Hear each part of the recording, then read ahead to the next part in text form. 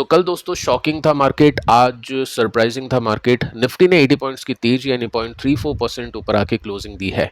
Nifty bank की बात करें तो 1% के आसपास का जंप है। मिड कैप को देखने चले तो बहुत अच्छी तेजी है, 1.38% का जंप। स्मॉल कैप की बात करें तो सबसे अच्छा परफॉर्म यहाँ पे स्मॉल कैप ने किया है, 1.80% की तेजी के साथ में। तो सिचुएशन बिल्कुल फ्लिप हुई। कल हो सकता है आपके पोर्टफोलियो में जितनी गिरावट हुई हो आज उतनी तेजी बनी हो, या हो सकता है उससे भी ज़्यादा तेजी बनी हो, क्योंकि मैक्सिमम स्टॉक्स आज प्लस में गए हैं और जो स्टॉक्स नीचे गिरे हैं वो काफ़ी कम गिरे हैं चलने के कंपैरिजन में। यूएसडी देखें तो यस, आपको रुपीस भी थोड़ा सा स्ट्रांग होता हुआ देखने को मिलेगा। यूएसडी आज वीक था 0.16% के साथ में। एडवांस की कंपनीज काफ़ी ज़्यादा है डिक्लाइन के कंपैरिजन में। सेक्टर्स भी देखते हैं तो रियल्टी ने सबसे अच्छा परफॉर्म किया, मीडिया ने भी अच्छा परफॉर्म किया, सरकारी बैंक्स फार्मा सब कुछ प्लस में है। आईटी ने आज निराश किया, कोई बहुत बड़ी गिरावट हुई नहीं है, लेकिन सबसे खराब परफॉर्मिंग जो सेक्टर था वो आज के दिन आईटी रहा। रियल्टी में क्या गेम चल रहा है उसको आगे चल के चेक करते हैं स्टॉक्स के साथ में। और सबसे पहले मैं आपको बताना चाहूँगा कि ग्लोबल सिचुएशन क्या हो गई जिसकी वजह से मार्केट ने पलटी मार ली।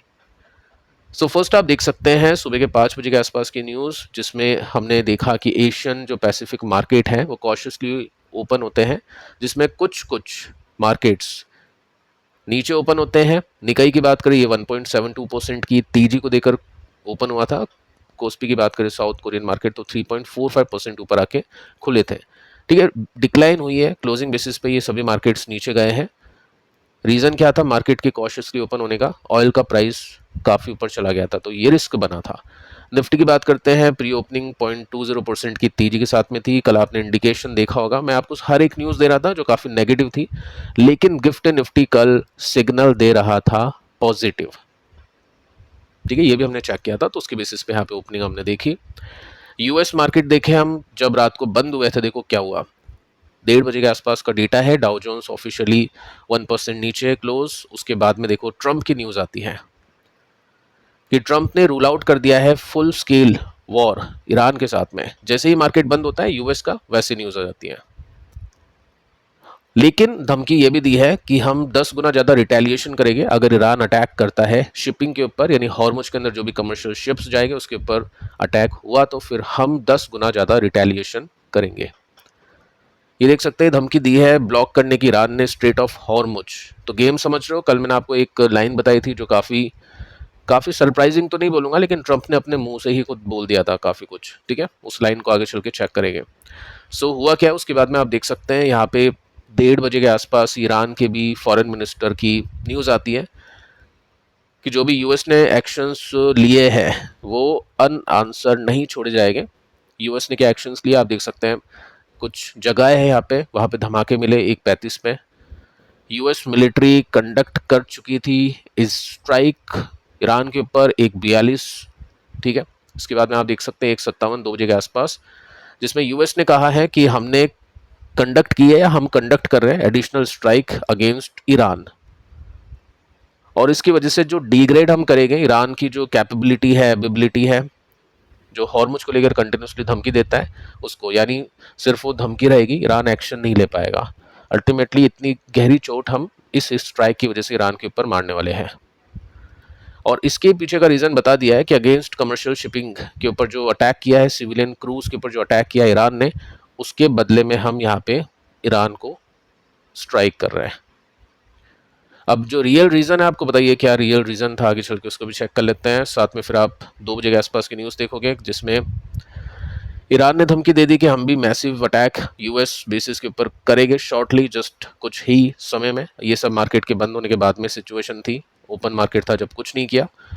साथ में फिर आपने देखा यहाँ पे ईरान के ऊपर एक और हमला हुआ, आइलैंड के ऊपर एक्सप्लोजन 2:30 बजे के आसपास। उसके बाद में और आगे चलते हैं, ट्रंप ने बोल दिया कि स्ट्राइक जो हम करें ईरान के ऊपर, यस्टरडे जो बॉम्बिंग की थी शिप्स के ऊपर, उसके लिए हम यहाँ पे अटैक कर रहे हैं और काफ़ी कुछ अभी ईरान के साथ में होने वाला है। फिर 3:30 बजे फिर धमाके की न्यूज़ आती है ईरान की कुछ जगहों पे, ये आप साफ साफ यहाँ पे देख सकते हैं, डेटा आपको बताने की यहाँ पे कोशिश कर रहा है। उसके बाद में फिर जाके कहीं ना कहीं सुबह 7:54 पर ईरान ने क्लेम किया कि हमने यूएस के 2 बेसिस जो कि कुवैत में है और एक बहरीन में है, यहाँ पे हमने अटैक कर दिया। इतने टाइम से ईरान के ऊपर अटैक हो रहा था, फाइनली ईरान ने कुछ ड्रोन्स वगैरह छोड़े हो गए जो यूएस के बेसिस पे अटैक में गए।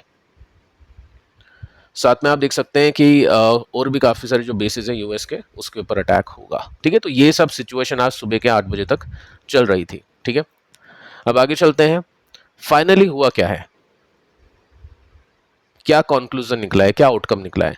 10:40-50 पर सुबह के समय जब हमारा मार्केट ओपन था, ट्रंप की तरफ से न्यूज़ आती है कि ट्रंप ने कहा कि ईरान ने हमको रीच आउट किया है और डील की मांग कर रहा है। इसका मतलब ईरान डर गया और ईरान चाहता है कि यार कोई डील कर लो और इन सब चीज़ों को रोको। इंटरेस्टिंगली जो फैक्ट है, उसके बाद में ईरान ने भी कोई अटैक यूएस के ऊपर नहीं किया। अब मुझे नहीं पता ये सच है या झूठ है, बाकी यहाँ तक का गेम आप समझ सकते हैं।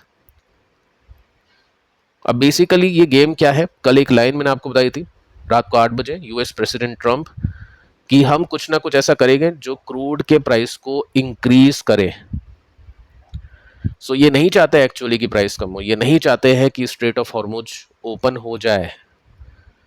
ईरान के ऊपर अटैक करेंगे तभी तो हॉर्मुज को बंद करने की धमकी ईरान देगा और उसके ऊपर सारा आरोप लग जाएगा ईरान के ऊपर। लेकिन जो एजेंडा है वो यूएस का पूरा हो जाएगा, क्योंकि वेनेजुएला का जो तेल है वो महंगे दाम में बिकेगा, इंडिया इससे कमज़ोर होगा, चीन के ऊपर भी इम्पैक्ट होगा क्योंकि वो भी मैक्सिमम इंपोर्ट करता है, बट चीन के अंदर कोई प्रॉब्लम नहीं, ईरान सीधा वहाँ पे सप्लाई कर रहा है इलीगल तरीके से सही प्राइसेस पे।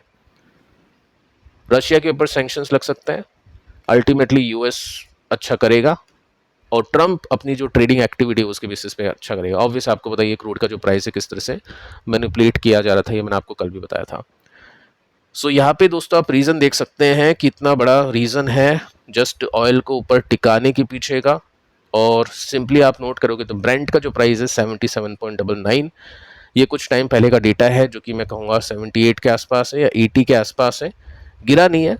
और जब मार्केट हमारा चल रहा था उस समय जो क्रूड का प्राइस है 9 बजे के बाद में नीचे था, लेकिन वापस से अब क्रूड ऊपर जाना शुरू कर चुका है। तो सारा गेम तेल बेचने का है, जितना महंगा तेल बेचेंगे उतना यूएस का फ़ायदा होगा। तो ये चीज़ आपको समझनी है। अभी फ़िलहाल जो ट्रंप है वो एक्टिव है और ये सब मार्केट के अंदर हलचल आपको देखने को मिल जाएगी।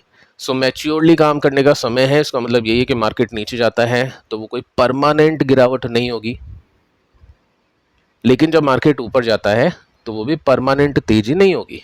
ठीक है, ये चीज़ आपको समझनी है। परमानेंट इन द सेंस कि जब तक अभी ये 1-2 क्वार्टर का मामला समझो, क्या पता इसको आगे और खींचे ईरान वर्सेस यूएस को, लेकिन ठीक है अभी इतना तो टाइम आप समझ सकते हैं कि गेम चल सकता है।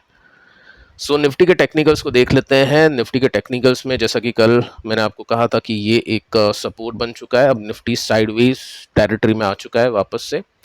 स्ट्रॉन्ग सपोर्ट है, कई बार निफ्टी इस सपोर्ट पे अटका है, रुका है, और ये सपोर्ट मेंटेन क्यों कर रहा है, क्योंकि $100 पर बैरल के नीचे क्रूड है, तो उसके बेसिस पे ये सपोर्ट निफ्टी ने बनाया था। तो जब तक उसके नीचे क्रूड रहता है, जब तक ये सपोर्ट आई थिंक मेंटेन रहे, और एकदम से क्रूड इतना चढ़ा दिया तो फिर दिक्कतें हो सकती है। रेसिस्टेंस कौन सा है, पहले हम ये देख रहे थे रेसिस्टेंस, ठीक है, उसके बाद में हमने ये वाला रेसिस्टेंस देखा, ये फाइनल रेसिस्टेंस इस कप एंड हैंडल पैटर्न की कंप्लीट होने का, और उसी पर निफ्टी ने रेसिस्टेंस दिया है। सो अब जो विड्थ है या जो चौड़ाई है, जो गैप है सपोर्ट टू रेसिस्टेंस, वो ये बन चुकी है फिलहाल के लिए। सो फिलहाल दोस्तों इस वीडियो में इतना ही। कल के 4 वीडियोस आप जरूर से देख लेना। मिलते हैं नेक्स्ट वीडियो में इंपॉर्टेंट जो भी अपडेट्स होगी उसके साथ में। तब तक के लिए बाय बाय।